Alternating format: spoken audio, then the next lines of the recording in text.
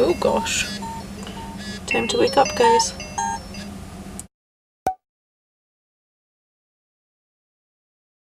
I'm currently sitting in the car because I've arrived way too early.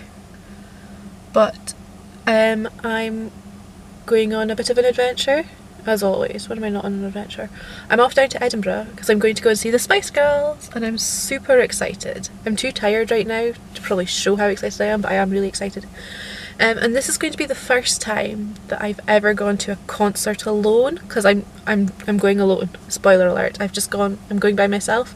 I've never done that for like a concert before. I've done it for the theatre and the cinema and it's all been fine, but I feel like a concert is different.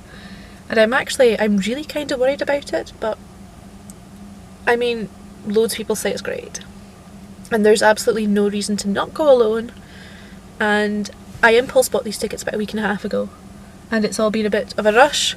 And so we're going to wing down to Edinburgh, we're going to do that, we're maybe going to surprise a friend.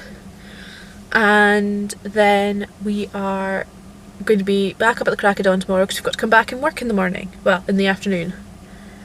So I need to go and find a replacement bus to take me to a train. Let's go.